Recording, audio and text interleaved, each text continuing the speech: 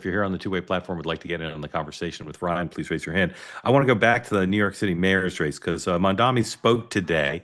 A lot of people on the left saying the contretemps, the flap, the brouhaha yesterday over Andrew Cuomo, seeming to agree with the radio interviewer that Mamdani would cheer on another 9/11, has gotten Mamdani up on a high horse regarding expressing indignation and outrage. Shouldn't say up on a high horse. Expressing indignation and outrage over those remarks and what he's casting as an anti-Muslim, anti-Islamic sensibility. Here he is talking about his aunt today on the trail. Number 10, please.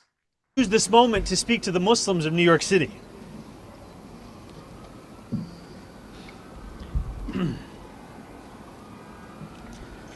I want to speak to the memory of my aunt.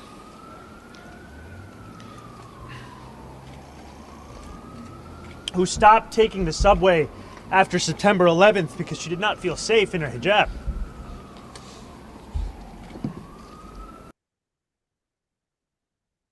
So we've seen him smiling a lot. That's the first time I recall seeing him emotional that way. Ryan, I'm going to ask you a question that requires not necessarily political expertise so much as human understanding. A lot of people think he's a Manchurian candidate, that he's a fake or he's a phony, that he's going to that he's pretended to moderate. Do you think of him as what you see as what you get, or do you think that he is in fact going to govern more to the left than he's acknowledged? He's worse than that. He's a theater kid.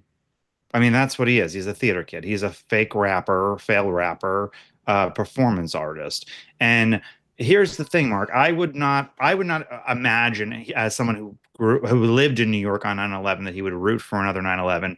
But I can't imagine that he would stand next to the unindicted co-conspirator of the 1993 World Trade Center bombing, smiling at him at one of his events. That man is responsible for killing 6 Americans, and had he had his way, he would have killed as many people as 9/11.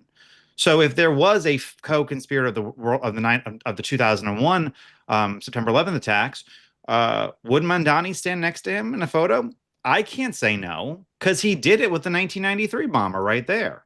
And as for, I mean, and I'm sorry, he has never taken back most of his comments about things like Intifada or Hamas, or I mean, it has been pulling teeth where they have asked him the same questions over and over and over. For him to give an inch on any of those things, I believe that there's old videos that have just reemerged of him talking about you can lie to spread Islam. I don't believe that he's a jihadist, or I don't believe that he's a Islamist, but I do believe that he is born and bred in radical beliefs. His father believed in them. His father grew up in Uganda at the time they were exile Indians because of identity politics, because of identitarian beliefs that Indians were part of the colonialism and they wanted to get rid of that in Uganda.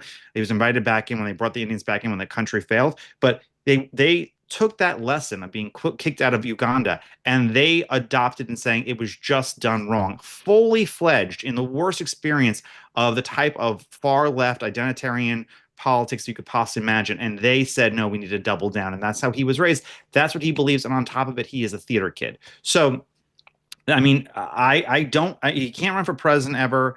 I think that his goal is not just to sit there and to be a celebrity. It is to remake the Democratic Party within New York City. And what will that look like? It will look like Zohran Mamdani. It will look like AOC. I mean, I would venture to guess in most parts of the city, I would love to see if he endorses an Orthodox Jew anywhere for any office. I would love to sit there and see if he endorses any white men almost anywhere. Even AOC spoke at a Republican councilwoman's inauguration. Even she had sit there and did that.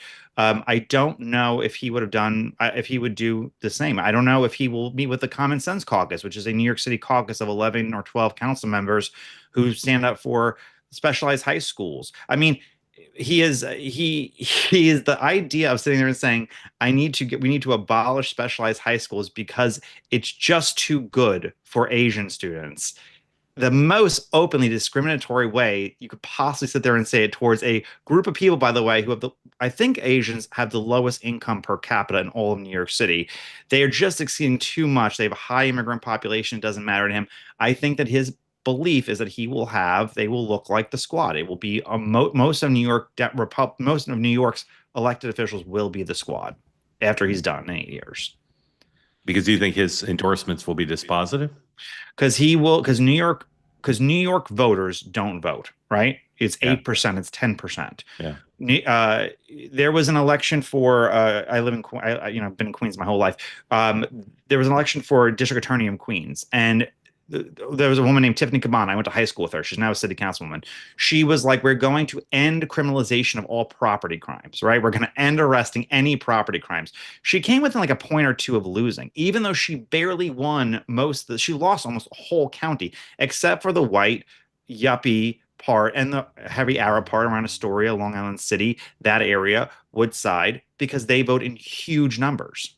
So you don't have to win over a huge portion of the population. You just need to win over those who vote. And unfortunately, Black working class, Latino working class, white working class, they don't vote in high numbers, especially in primaries. And they can just remake the map by activating 8% of the electorate. And I think that that's what he's counting on. I think that he sees this as a mandate to change the city, and in changing the city, hopefully change the party.